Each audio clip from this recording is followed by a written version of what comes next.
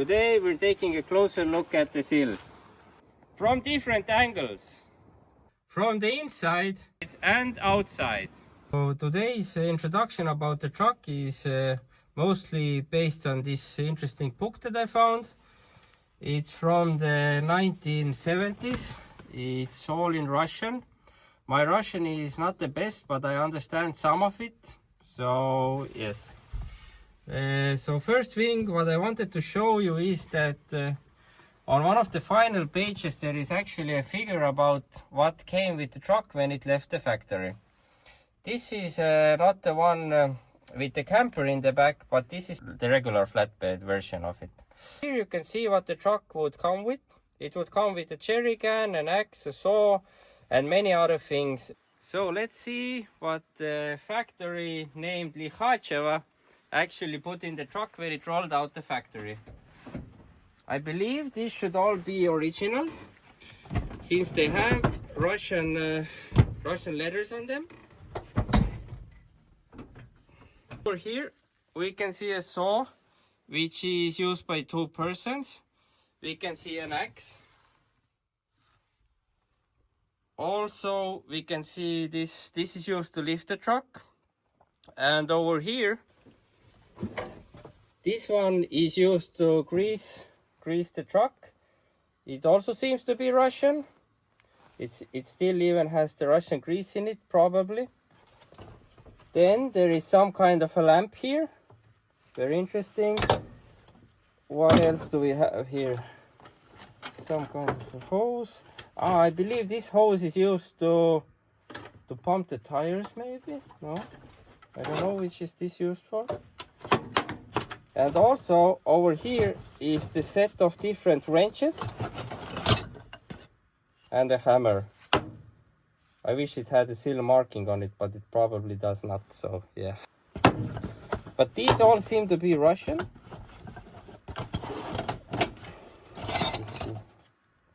Now that's a nice piece of large equipment right here. It's number 32.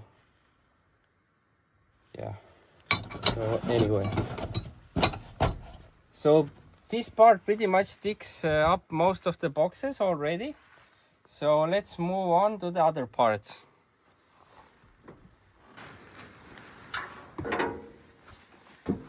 Next, let's move on to the engine.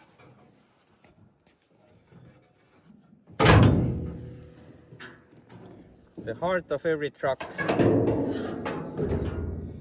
So the ZIL has a 6-liter V8 petrol engine, and according to this book, the fuel consumption should be 40 liters to 100 kilometers, but that's only when the truck is empty and isn't carrying anything.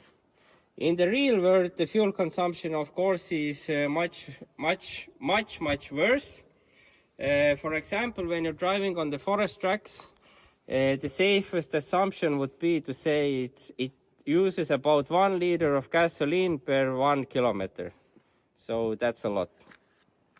What you can also see in this book is that, similar to a Lamborghini, you can actually see which way the cylinders fire in the engine. So it goes like 1, 5, 4, 2, 6, 3, 7, 8.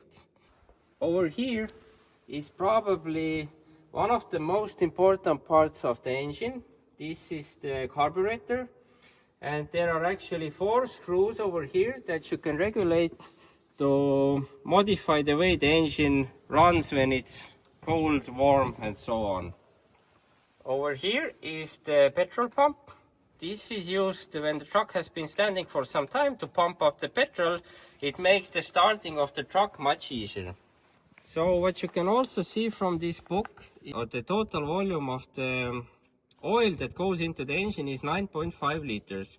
Or depending on the temperature where you're driving, there are different oils meant to be used. So what it says is pretty much for all seasons it's AC8, for the summer it's AC10, and for the winter it's AC6. Whatever the AC means, if you know what it means, then leave it in the comments. As always with these Russian engines, there is oil. Oil can be seen almost everywhere. And if there is not any oil found in the engine bay, then there's probably something wrong with the engine. This is an off-road truck. One of the most important equipment on it is, of course, the winch. So the winch, according to the book, is over 60 meters long. The cable then, and it's allowed to pull 4,500 kilograms. The winch itself, actually, according to the book, can be used to pull out over 5 tons. But usually what they do is that the cable breaks before the winch. So when the cable breaks, the winch can still be used if you change the cable. And also, to increase the pulling power of the winch, you can use this winch block. And how to use the winch block, there is also a chapter in the book. You can see how the winch block is used. Used to pull yourself out, or used to pull other trucks out. And another comment about this winch is that it's mechanical. So when you're using the winch, you cannot drive the wheels. Let's put that back on. And we can move on to the other parts of the truck. So the ZIL comes with 2 fuel tanks. Each one of them carries 175 liters of fuel. So one of the fuel tanks is on the passenger side and one is on the driver's side. So the fuel tank that I use is mostly on the driver's side. And you can see in the book also, it shows 2 of the fuel tanks. And here is a valve which regulates which fuel tank is currently used. This truck also has an air system on it, which can be used to lower the tire pressure or increase the tire pressure straight using the air from the truck. So to do that, you have this over there. This gauge shows you the tire pressure, and whether you would like to increase this tire pressure or decrease it, first you would need to go to the wheels, and then you should have to choose this. You can use this lever over here. So if you put it left, then it decreases the tire pressure. When you put it right, then it increases the tire pressure. So the whole system which uses air in the truck is shown in this page. It clearly shows where are the tanks to keep the air in. And also it shows that the air is first of all used for the brakes, and it is also used to pump the tires. So the system is not that easy. And over here under the bonnet you can see the compressor. And the gauge which shows you the air in the system can be seen here. This is the top gauge. When you get the truck running, then usually within a few minutes it reaches number 6, the top gauge then. And the bottom gauge is just used to show when you're pushing the brake that you're applying air to the brake system. So to change the air pressure in the tires, you actually have a valve here that you need to turn.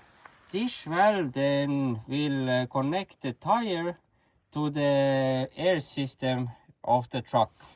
So there is also a figure here that if you turn this, then it moves this way, that air can come from the tire to the truck air compression system. But the issue with these ones is that they are quite small and they tend to easily get stuck and rust. And if you don't turn and use them very often, then it's very easy to break them off and you will have a lot of trouble with the whole system. Moving on to the back of the truck, there is no information about the camper in this book, so we're leaving this here.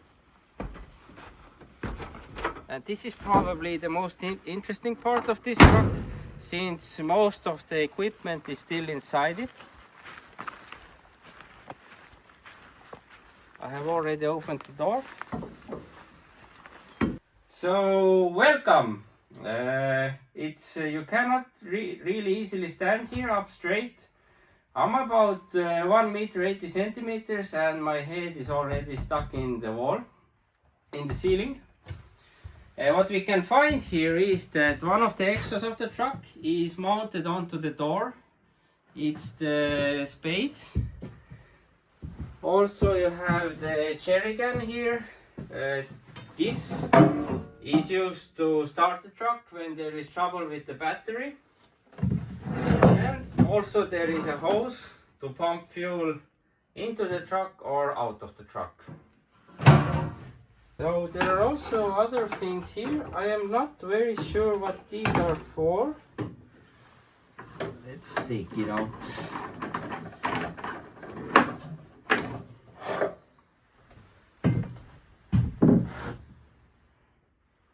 If anyone can tell me which dish is used for, it would be really nice. It seems that there is some kind of a scale on it. But yes, I have no idea what it's used for.